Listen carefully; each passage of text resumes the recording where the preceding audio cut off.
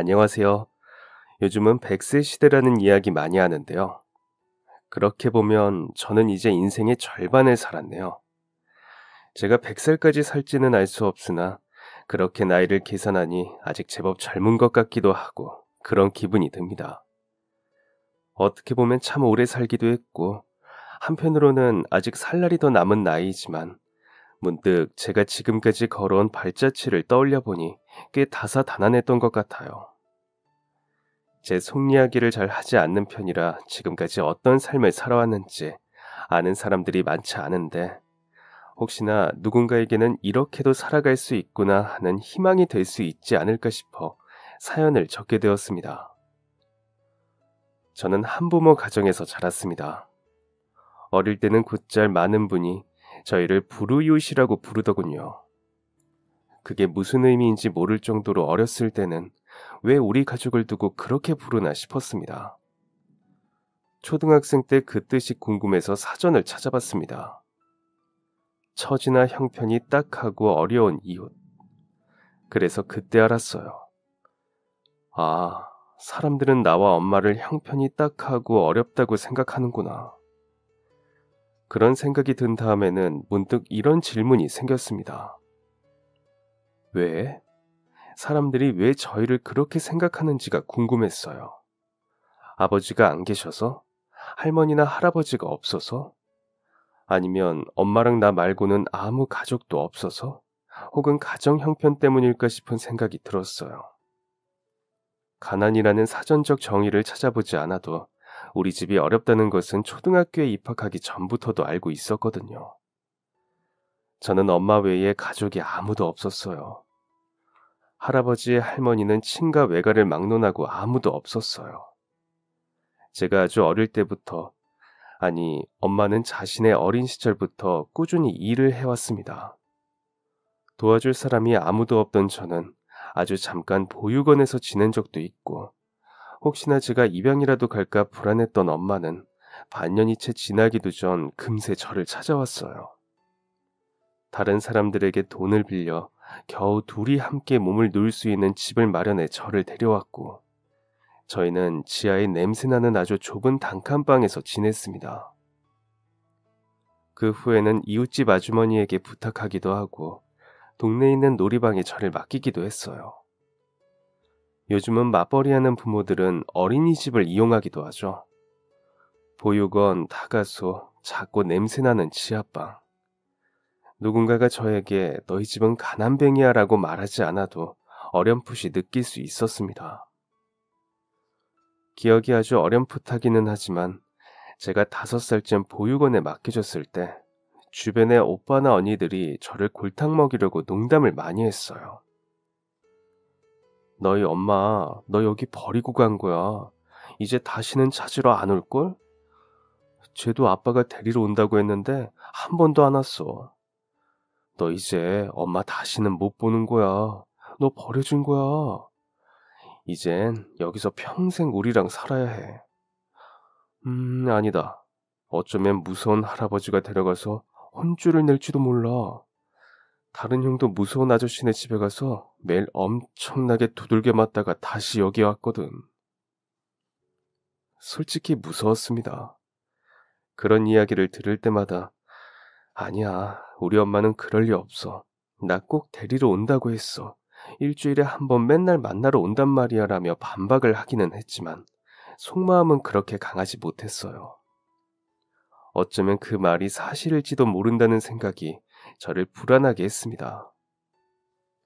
그런데 솔직히 무서운 건 엄마가 나를 여기 버렸다는 생각뿐만이 아니었어요. 물론 처음 보는 낯선 사람들과 익숙하지 않은 환경도 두려웠지만 그것보다 저를 더 겁나게 했던 것은 모르는 누군가에게 입양당할 수도 있다는 생각이었습니다. 언니 오빠들이 겁을 주면서 했던 말이 전혀 거짓이 아니었거든요. 실제로 저희 보육원에는 입양을 가는 아이들이 많았어요. 특히 해외로 입양을 가는 친구들도 많았는데 저는 그게 제일 무섭더라고요.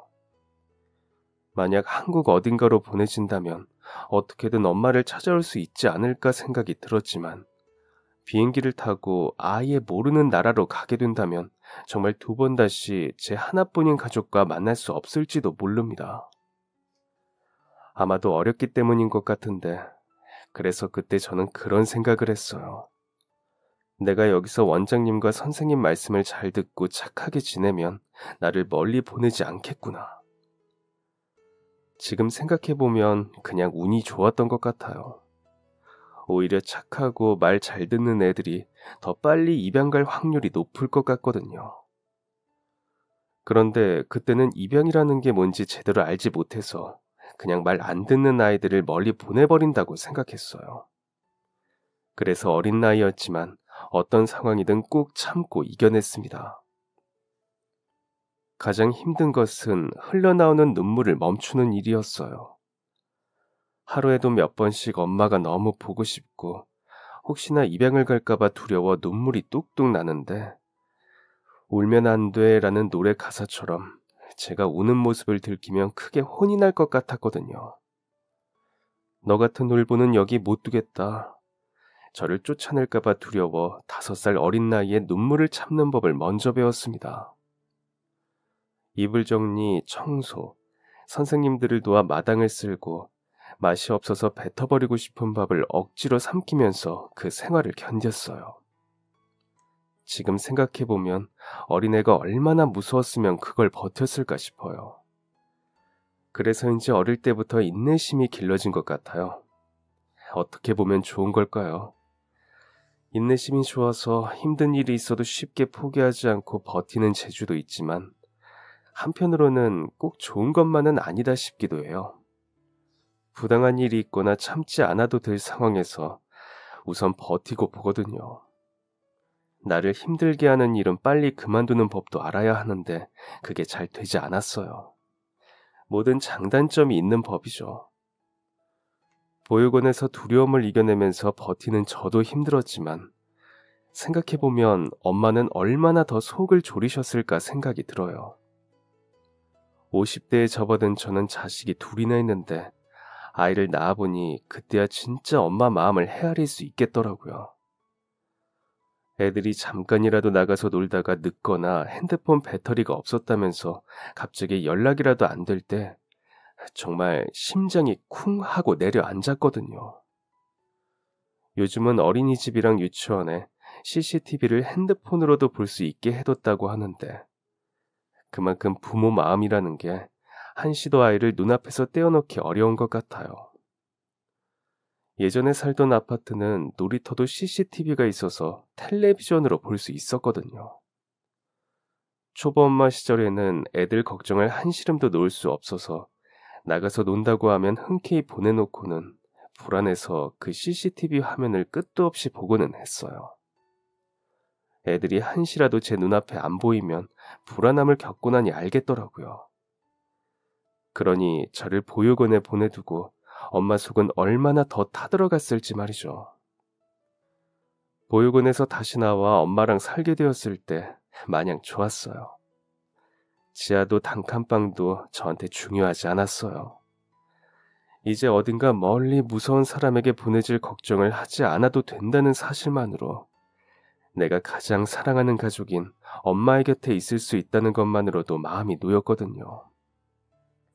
하루 종일 엄마가 나가서 일하느라 떨어져 있어도 괜찮았어요. 끝나면 다시 저에게 돌아올 거라는 게 분명했으니까요. 언제 엄마와 헤어질지 모른다는 막연한 불안감에서 해방된 거죠. 엄마는 자신의 어린 시절에 대해 많이 이야기하지 않았어요. 엄마 말로는 딱히 이야기할 만한 특별한 추억이 없다고 하더라고요. 엄마도 어릴 때 아버지가 일찍 돌아가셨어. 그래서 엄마랑 남동생, 외할머니 이렇게 셋이 살았거든. 그런데 외할머니는 많이 무서운 분이었어. 엄마가 첫째라서 더 많이 혼내기도 했고, 딸이라는 이유로 부당한 대우를 하기도 했거든. 옛날 말 중에 딸은 살림 미천이라는 말이 있거든. 딸을 낳으면 살림의 보탬이 된다는 이야기인데, 그래서 엄마는 어릴 때부터 할머니가 집안 형편에 도움이 되라고 나가서 일을 하도록 했어.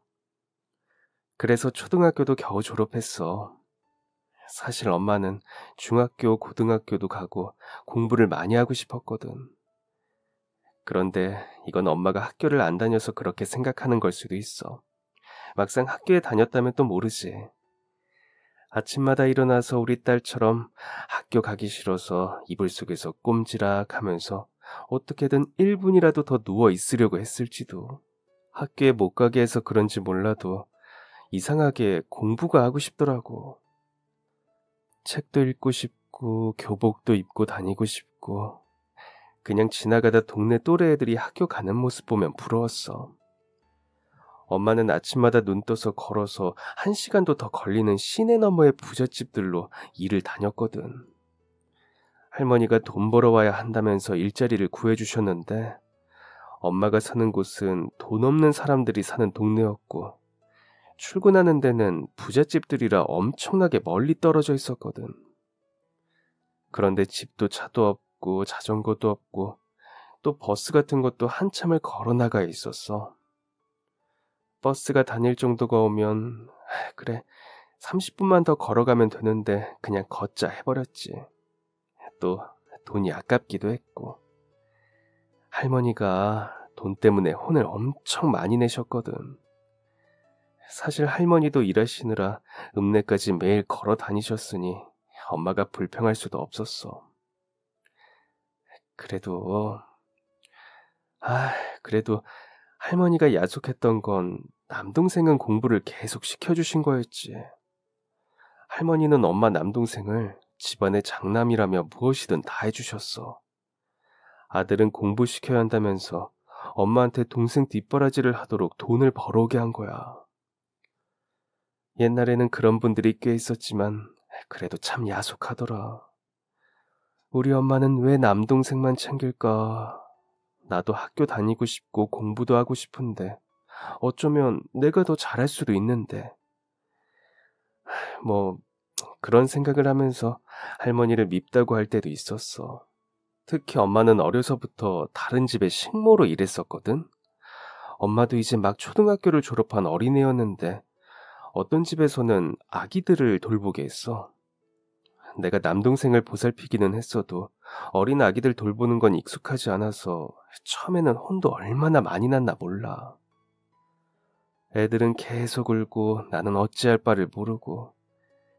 그래도 그때 아기 키워본 경험들이 도움이 되어서 너 키울 때는 맘마도 기저귀 갈기도 아주 뚝딱 해치웠지. 가고 싶은 학교도 못 가고 남동생 학비 버느라 남의 집 식모살이 하는 것도 서러웠지만 그래도 가장 서글펐던 건 따로 있었어. 서글펐던 거?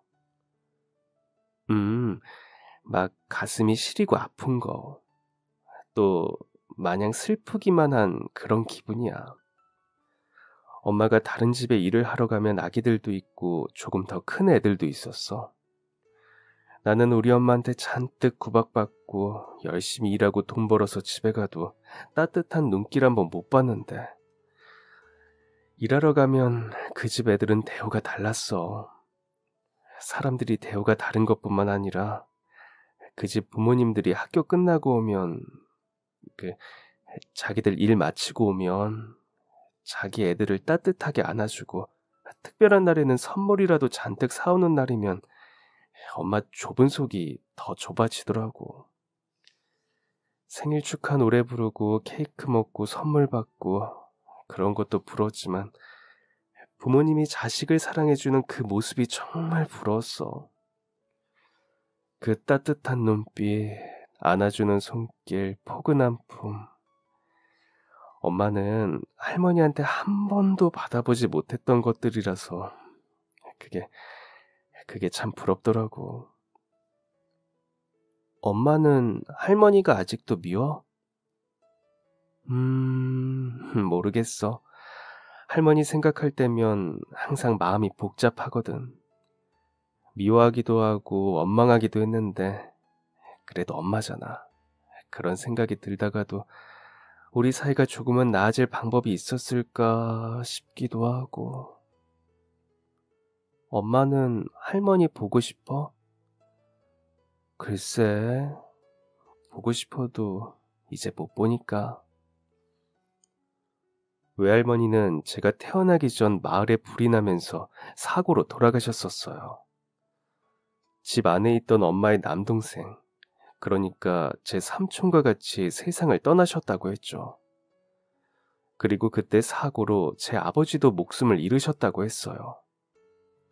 워낙 큰 불이라 마을은 피해가 컸고 나무로 만든 오래된 집이라 일을 하러 멀리 나온 엄마 빼고 온 가족이 그 화재로 세상을 떠났다고 하더라고요.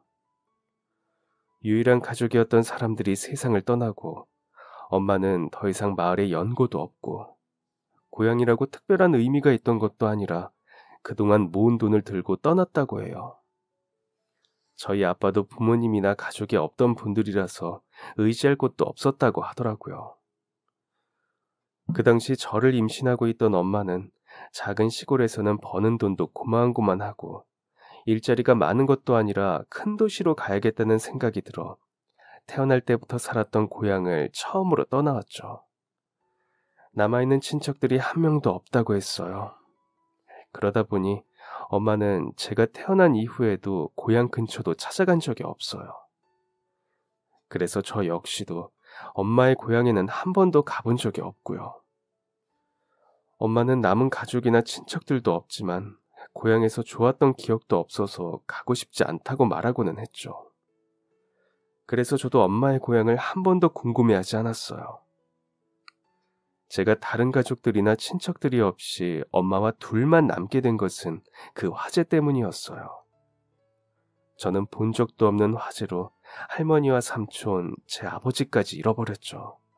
집안 형편이 어렵기도 했고 그 화재 탓에 짐도 전부 다 타버려서 아버지 사진도 한 장 없다고 했어요. 다른 가족들 사진도 물론이고요.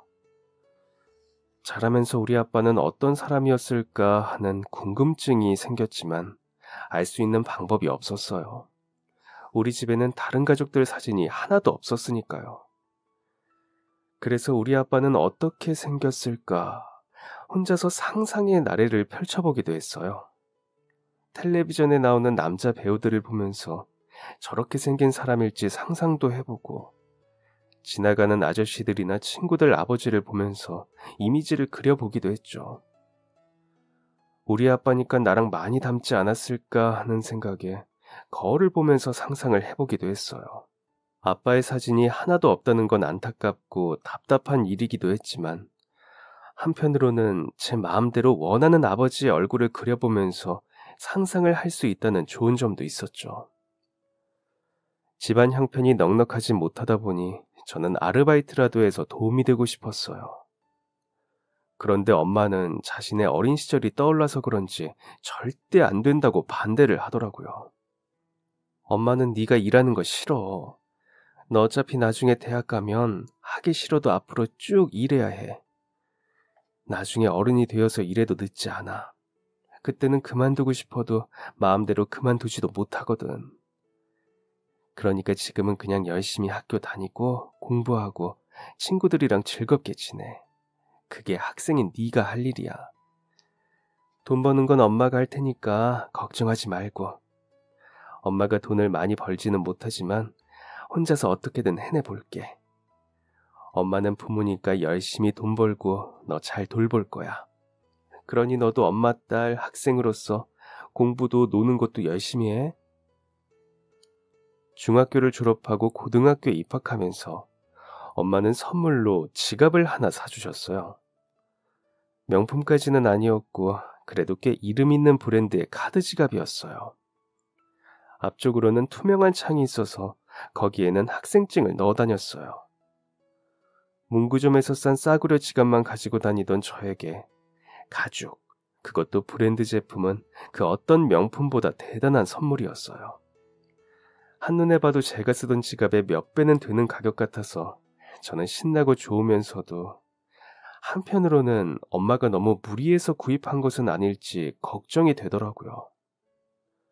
혹시 내가 그동안 지갑을 쓰면서 불평을 이야기했거나 불만스러운 얼굴이라도 했던 걸까? 엄마가 왜 이렇게 비싼 선물을 나에게 한 걸까? 이래저래 고민이 참 많았어요. 왜? 마음에 안 들어? 아직 영수증 있어. 다른 디자인이나 색상으로 바꿔도 돼. 아니야. 아주 마음에 들어. 엄청 예쁘고 좋아. 그런데 표정은 전혀 좋은 얼굴이 아닌데? 엄마가 어른이라서 너희 나이 때 애들 보는 디자인이랑 다를 수 있어. 같이 가서 너 마음에 드는 거 다시 고르자. 아니야. 진짜 아주 마음에 들어. 아주 마음에 들긴 한데 이거 비싼 거잖아. 엄마 힘들게 일하는 거 아는데 이렇게 비싼 선물 받으니까 미안해서. 엄마는 아직도 시장에서 산 낡은 천으로 된 지갑 가지고 다니면서 엄마 것도 못 사고 내 것만 좋은 거 선물해 주니까 내가 너무 미안해서 그래. 아유, 우리 딸 이렇게 착해서 어떡하지? 이거 비싼 거 아니야. 아니 뭐 조금 비싸기는 하지만 네가 걱정할 정도로 비싼 건 아니야. 그리고 이제 고등학생인데 언제까지 문구점에서 산 지갑 가지고 다닐 수도 없잖아. 난 문구점 지갑도 괜찮아. 엄마, 이거 환불할 수 있으면 가서 환불하자, 우리. 정말 예쁜데 내 마음이 편하지 않아. 그거 환불해서 엄마 일할 때 편한 신발이라도 사 신어. 엄마는 이 신발이 제일 편해. 엄마는 필요한 거 있으면 알아서 잘 사. 그러니까 걱정하지 마. 사람들이 하는 말 중에 좋은 신발을 신으면 멋진 곳으로 데려다 준다는 이야기가 있거든. 지갑도 그래. 좋은 지갑을 가지고 있어야 돈복이 더 들어온다고 하더라. 우리 딸이 이제 고등학생이잖아. 멋진 지갑을 가지고 있어야 좋은 대학도 가고 네가 그렇게 바라는 장학금도 받고 그리고 앞으로 돈도 잘 벌 수 있을 것 같아서 엄마가 선물해 준 거야. 물론 엄청 비싼 지갑은 아니기는 하지만 그래도 지금 가지고 있는 것보다는 더 좋은 거니까 예전보다 복 많이 들어오라고 선물하는 거야. 정 부담스러우면 공부 열심히 해서 좋은 대학 가서 나중에 엄마한테 명품 지갑 하나 사줘. 그러면 쌤쌤이지? 아니다. 엄마가 더 이득인가? 엄마는 지갑을 제 손에 쥐어주면서 웃었어요. 하지만 그때는 몰랐습니다. 엄마가 지갑을 선물해준 진짜 이유를 말이죠. 지갑은 그냥 선물하는 거 아니라며 안에는 용돈도 10,000원이나 들어있었어요. 그 돈과 지갑을 보면서 저는 더 열심히 공부해서 꼭 엄마에게 효도해야겠다 결심했죠.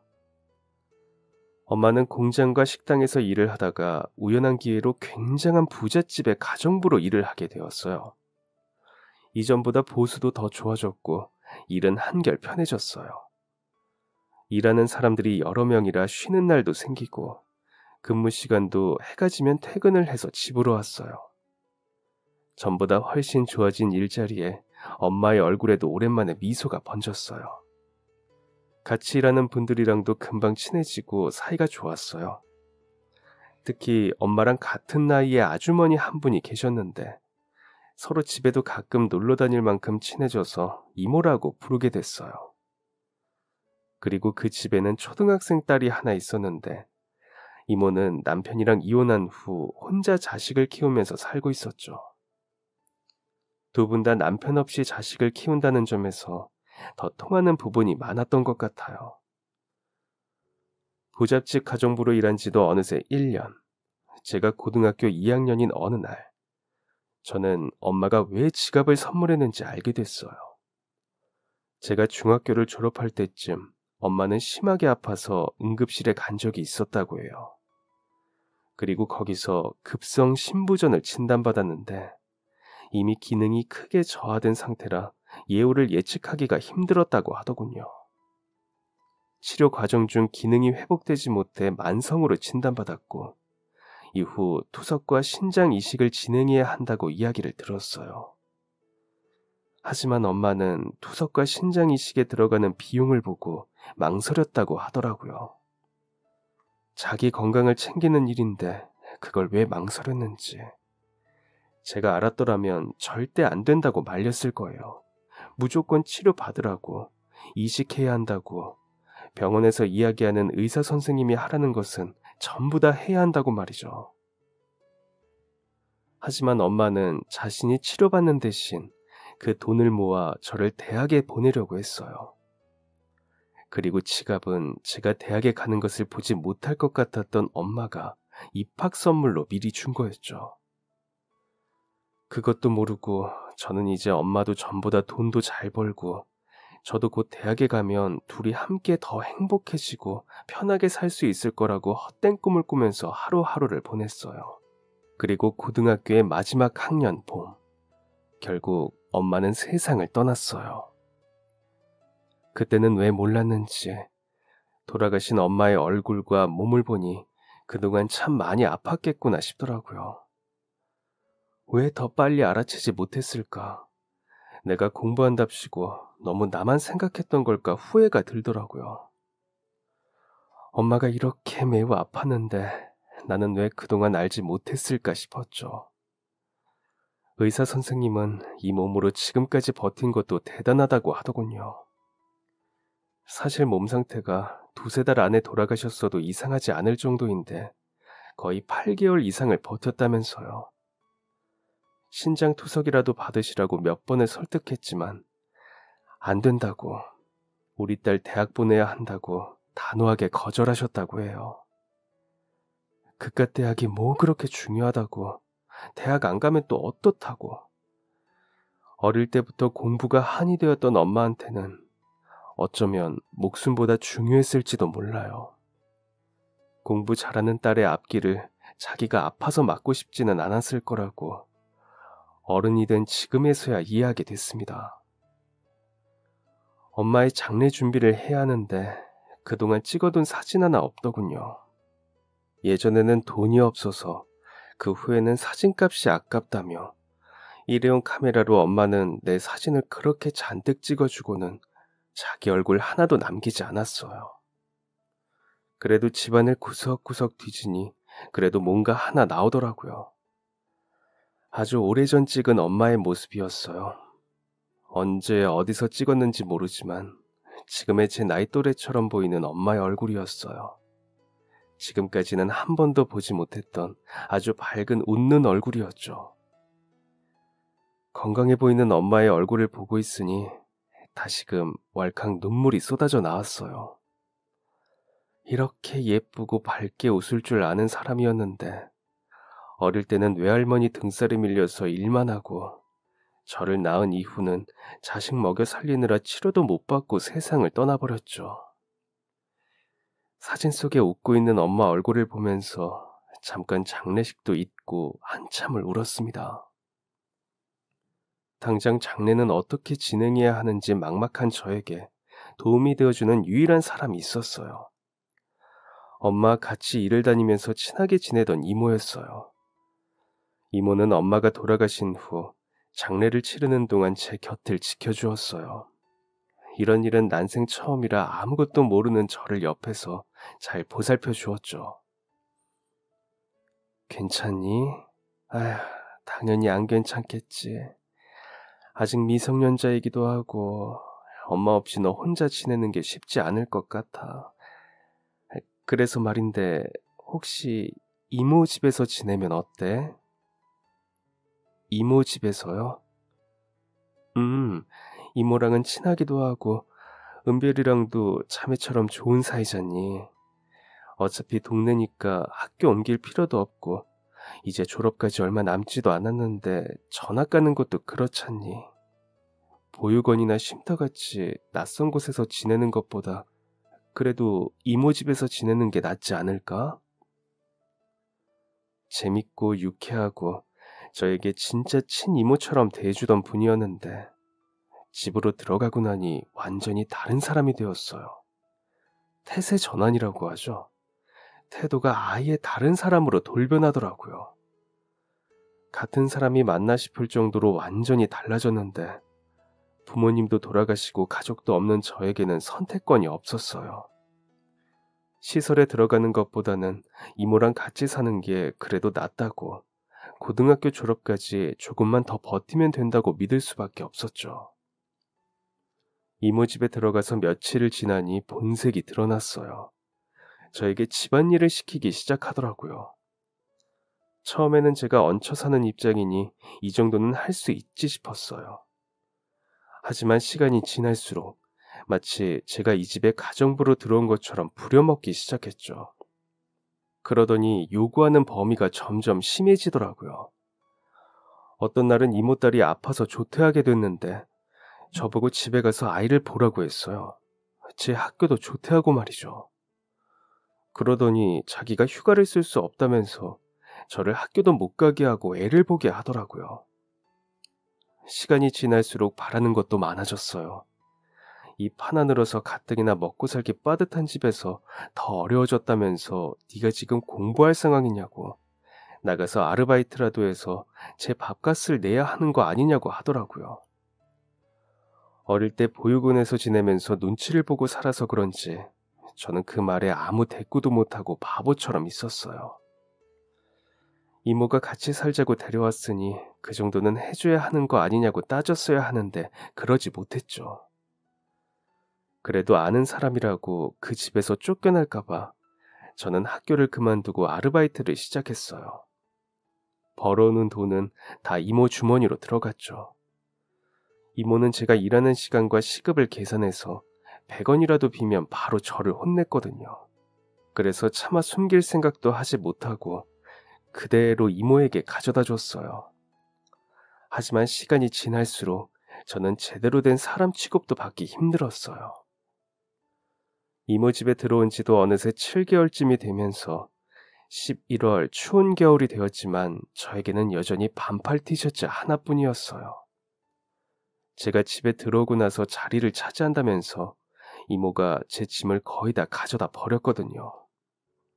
그러고는 날이 추워져도 잠바는커녕 가디건 하나도 사주지 않았죠. 아침에 일을 하러 갈 때면 살을 내는 차가운 바람에도 저는 반소매만 입고 다녔어요.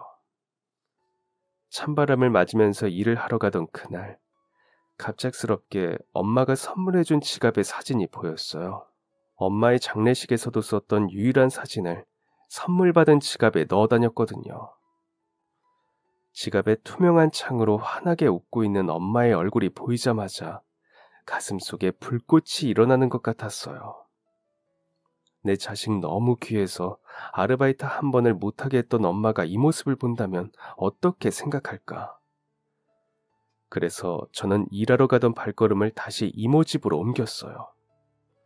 집에 들어가니 이모는 일하러 나가고 딸은 학교에 가서 아무도 없더라고요. 그리고 이모 방으로 들어갔어요. 방을 뒤지다 보니 서랍 안쪽에서 20만 원이 보이길래 바로 책가방에 넣고는 집을 나왔습니다. 아무런 계획도 없이 그렇게 무작정 가출했어요. 19년 동안 살면서 처음으로 아무런 계획도 생각도 하지 않고 저지른 일이었죠. 가출은 처음이라 뭘 해야 할지 모르겠더군요. 대신 돈을 훔쳤으니 여기 있어서는 안 되겠다 싶어 멀리 도망가자 생각이 들었어요. 그래서 버스를 타고 서울역으로 갔습니다. 하지만 막상 서울역에 도착하니 뭘 해야 할지 모르겠더라고요. 아는 곳도 없고 알만한 사람도 없고 도움을 청할 데도 없었죠. 어디를 가야 하는 건지 가격은 얼마인지 아무것도 몰랐어요. 그래서 혼자 서울역을 어리둥절하고 불안한 표정으로 두리번거리면서 방황했습니다. 추운 겨울에 여자애가 반팔 하나만 입고 불안한 표정으로 돌아다니니 주변 사람들도 조금 이상하게 보더라고요. 특히 영무원들이 저를 보더니 수근거리는 모습을 보고 혹시 내가 돈을 훔친 게 들켰나 싶은 재발절인 심정에 더욱 불안해지기 시작했어요. 그러더니 잠시 후 경찰이 다가와서는 저를 불러 세우더니 잠시 검문을 하겠다고 하더라고요. 너 집 나왔지? 이 날씨에 반팔을 입고 가출을 해? 너 그 가방에는 뭐 들었어? 아무것도 안 들었어요. 아무것도 아니에요. 저 가출한 거 아니에요. 가방을 보물처럼 꼭 껴안고는 불안해하는 표정 때문이었는지 경찰 아저씨는 한 번에 제가 가출했다는 사실을 알아채더군요. 그리고 가방이 뭔가 수상하다는 것도요. 저는 가방 안에 돈이 들어있는 것을 들키면 제가 도둑인 것까지 알려질 것 같아 어떻게든 숨겨야겠다는 생각에 악착같이 잡고 매달렸어요. 경찰 아저씨도 가방을 보여주지 않으려는 제가 이상하다고 느꼈는지 어떻게든 뺏으려고 했죠. 그렇게 서로 실랑이 하다가 들고 있던 지갑이 바닥으로 툭 하고 떨어졌어요. 순간 너무 당황해서 지갑을 멍하니 쳐다보고 있는데 경찰 아저씨가 먼저 지갑을 줍더니 그 자리에 그대로 표정이 굳은 채 얼어붙었습니다. 너 이 사람 알아? 저희 엄마예요. 돌려주세요. 저한테 하나밖에 없는 엄마 사진이에요. 이 사람이 너희 엄마라고? 경찰 아저씨는 사진과 저를 거듭 번갈아 보더니 갑자기 어딘가로 전화했어요. 그러더니 아주 낮고 근엄한 목소리로 저에게 따라오라고 했죠. 도망치려는 생각도 하지 못한 채 저는 무서워서 그 뒤를 그냥 따라갔어요. 제 지갑을 여전히 그분이 가지고 있기도 했고요. 지갑과 사진은 저에게 유일하게 남은 엄마 물건이었기에 두고 도망칠 수는 없었거든요. 경찰서에 가는 동안 그분은 단 한마디도 하지 않았어요. 그리고 경찰서에 도착해서는 저를 구석에 있는 소파에 앉아 있으라고 했죠. 아무 말도 하지 않고 계속해서 제 얼굴과 사진만 번갈아 보면서 말이죠. 그렇게 1시간 정도가 되었을까? 갑자기 검은 양복을 입은 사람들이 경찰서 문을 열고 들어왔어요. 주변을 두리번거리면서 들어온 사람들의 뒤로 어떤 아저씨가 보이더군요. 그 사람을 둘러싸고 들어오는 것을 보니 양복을 입은 분들은 경호원인 것 같았어요. 경호원까지 데리고 다닐 정도라니 얼마나 대단한 사람인가 싶었죠. 연예인이라도 되나? 그때는 그런 생각이 들었어요. 그런데 경호원들 뒤로 나타난 그 아저씨는 제 쪽으로 오더니 저를 뚫어져라 쳐다보더라고요. 네가 옥분이 딸이니? 네? 저희 엄마 이름을 어떻게... 네가 옥분이 딸이야? 맞아? 너희 엄마 이름이 윤옥분 맞아? 네. 저희 엄마를 아세요? 그럼 네가 옥분이 딸, 네가 내 딸인 거니? 아저씨는 저를 붙잡고는 그대로 무릎을 꿇으며 바닥에 미끄러졌어요. 그러더니 다 큰 어른이 그 자리에서 엉엉 울기 시작하더라고요. 경찰 아저씨가 조용히 제 지갑을 아저씨에게 내밀었고 그걸 보더니 다시 한번 바닥을 쿵쿵 치면서 울었어요. 그리고 다시 지갑의 사진과 저를 번갈아 보면서 오열했죠. 저는 이게 다 무슨 상황인가 싶어서 아무 말도 행동도 할 수가 없었어요. 태어나서 처음 보는 낯선 아저씨가 갑자기 나타나서 저희 엄마 이름을 말하면서 딸이냐고 물어보니 황당할 수밖에요. 그리고 울음소리에 섞여 제가 당신 딸이냐고 물어보는데 더욱 황당했죠. 한참을 울던 아저씨는 이제 좀 진정이 되었는지 경찰 아저씨랑 무슨 이야기를 나누더니 저보고 밥을 먹으러 가자고 했어요. 이걸 따라가도 되나 한참 고민했는데 이제는 제 지갑이 그 아저씨 손에 들려 있어서 어쩔 수 없이 뒤를 따랐죠. 경찰서를 나왔더니 앞에는 엄청 비싸 보이는 검은색 차가 있더라고요. 심지어 사람들이 자동차 문도 열어주더라고요. 그렇게 그 차를 타고 20분 정도를 달려가니 한적한 동네에 도착했어요. 언덕을 따라서 올라가더니 엄청나게 커다란 집 앞에 차가 멈췄죠. 대문이 제 키를 훌쩍 넘는 높이였어요. 문 하나가 제가 지내던 방 크기 같더라고요. 차에서 내리니 사람들이 나와서 문을 열어주고 안쪽으로 들어가니 돌계단을 따라서 제가 살던 단칸방보다 넓은 마당이 펼쳐졌어요. 그리고 집에 도착했는데 그동안 드라마에서나 보던 어마어마한 규모였어요. 거실을 지나서 안쪽으로 들어가니 식탁이 있는 공간이 나왔어요. 자리에 앉으면서 아저씨가 뭐라고 이야기하니까 아줌마들이 주스랑 과자를 들고 나오더라고요. 저는 꿈에서도 꿔보지 못한 상황에 넋이 나가서 그저 멍하니 이 모든 광경을 바라보고만 있었어요. 많이 놀랐지? 나도 동생한테 연락받고 크게 놀랐단다. 아까 만난 경찰이 내 남동생이야. 지갑을 주었는데 옥분이 사진이 있다고 와서 봐야 할 것 같다고 하더구나. 그 사진 속 사람을 자기 엄마라고 이야기하는 여자애가 있다면서. 저희 엄마를 어떻게 아세요? 네 엄마랑 나는 아, 그 어디서부터 이야기해야 할지 모르겠구나. 엄마가 너에게 어디까지 이야기했는지도 모르겠고, 네가 이해하기 쉽게 설명을 하자면 그 내가 네 아버지 같구나. 이 사진은 내가 옛날에 찍어준 거야. 학교 과제라는 핑계로 근처 시내에 같이 산책하러 가자고 꼬셔서 첫 데이트를 하러 갔지. 그때 찍은 사진 하나는 내가 갖고 한 개는 너희 엄마를 줬거든. 동생이 네 학생증을 봤는데 올해 19살이라지? 너희 엄마가 널 임신한 채로 고향을 떠났을 때랑 시기도 딱 맞는구나. 그때 나에게 편지도 아무런 메모도 남기지 않고 떠나서는 그 후에도 연락 한 번 한 적이 없단다. 네, 그럴 리가요.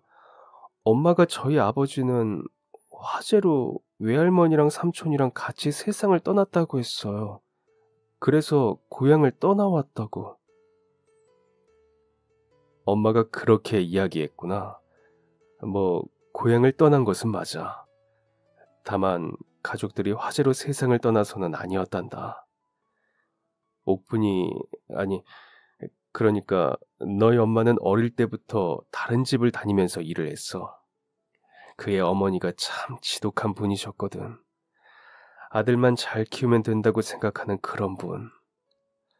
그래서 초등학교만 졸업시키고는 마을 근처 여러 부잣집에 너희 엄마를 일하러 보냈단다. 그렇게 여러 집을 다니다가 우리 집과도 인연이 된 거야. 20살이 된 너희 엄마는 원래 집에서 조금 떨어진 곳에 숙식 제공한다는 조건에 일을 시작하게 됐단다. 그리고 나는 네 엄마를 보자마자 사랑에 빠졌단다. 내가 세상에서 봤던 그 어떤 사람보다 아름다웠어. 특히 이 사진처럼 웃는 모습이 정말 예뻤지. 처음에는 수준이 맞는 사람 만나라고 거절했지만 시간이 지나면서 조금씩 나에게 마음을 열었단다.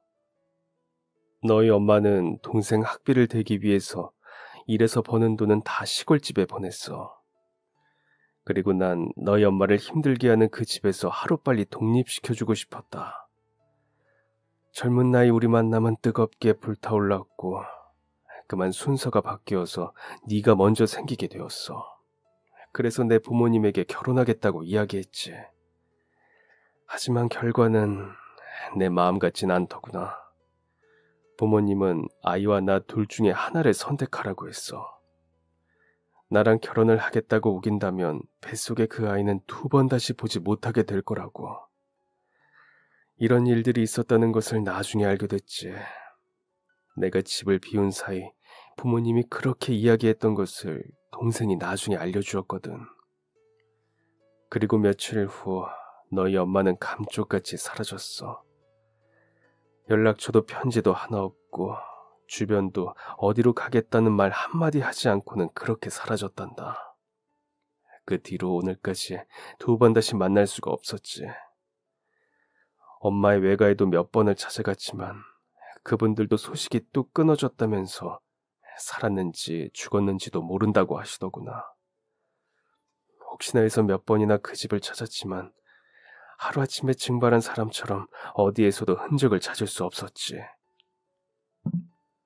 그동안 제가 아버지와 외가에 대해서 알고 있던 이야기는 전부 사실이 아니었어요. 엄마가 저에게 진실을 숨기기 위해서 지어낸 이야기였습니다. 너무 큰 충격을 받아 아무 말도 할 수 없었어요.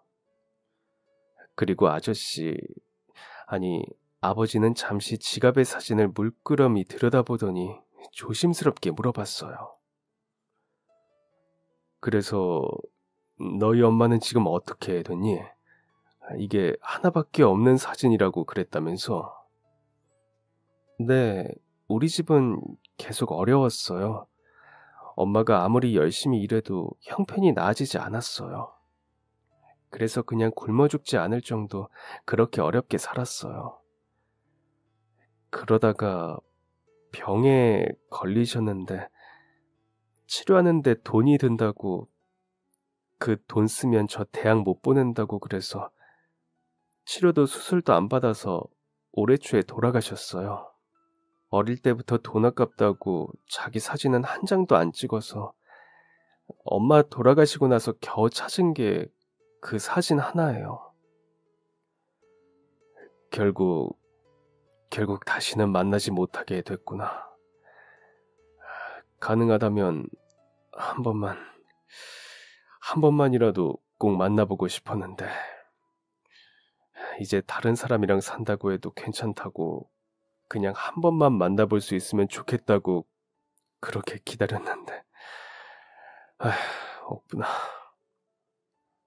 다른 사람 없었어요. 엄마는 저 태어난 이후에도 쭉 혼자 살았어요. 남자는 누구 만나는 걸 본 적이 없어요. 어쩌면 너희 엄마도 나를 그리워해서 그랬을까? 사실 나도 너희 엄마가 그렇게 떠난 이후 결혼도 안 하고 살았단다. 다른 사람은 눈에 들어오지도 않더구나.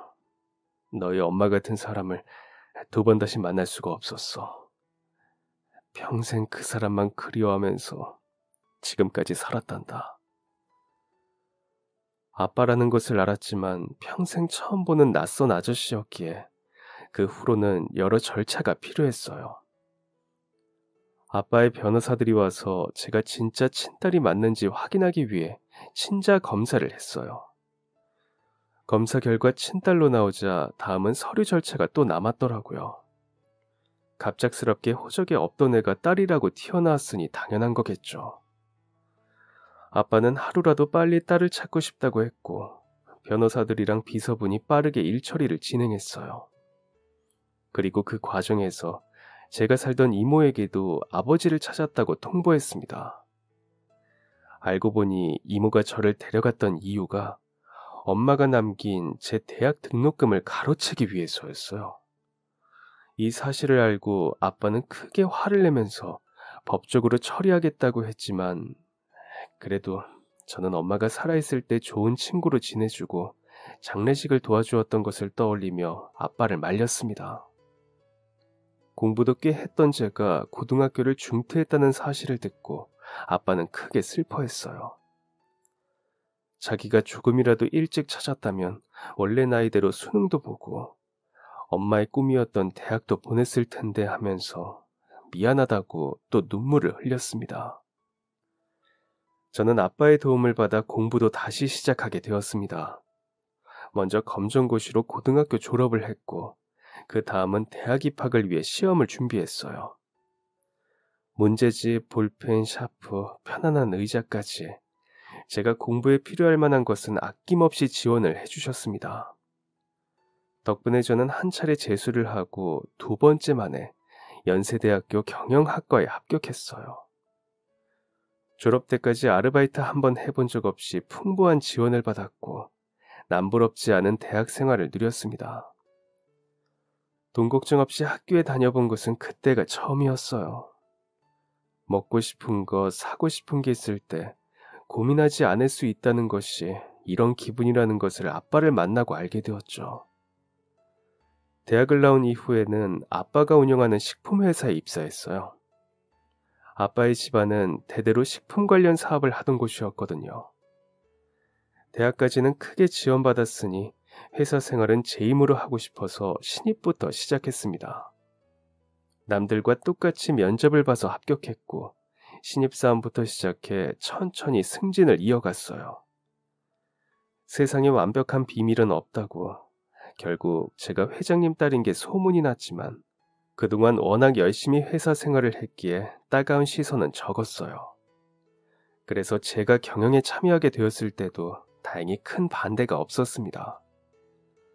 저는 대학 때부터 만난 남자와 결혼했고 남편은 대학원을 졸업한 후 저를 돕기 위해 회사에 들어왔어요.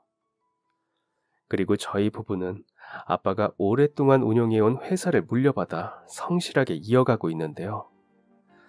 이제는 머리가 새하얀 할아버지가 된 아빠는 경영에서 물러나 예쁜 손주들을 보면서 지내고 계세요. 그리고 지금까지도 일주일에 한 번 엄마의 납골당을 찾아가는데요. 지금도 가끔 대학도 고등학교도 포기하고 벼랑 끝에 서 있던 저를 위해 엄마가 아빠를 선물로 만나게 해준 것은 아닐지 생각합니다. 그리고 엄마가 바라던 대학에도 들어가고 아빠를 다시 만나 행복하게 살아가는 제 모습을 보면서 부디 하늘에서 웃고 계셨으면 좋겠습니다. 그럼 지금까지 사연 들어주셔서 감사합니다. 사연이 재밌으셨다면 구독과 좋아요 부탁드려요. 감사합니다. 안녕히 계세요.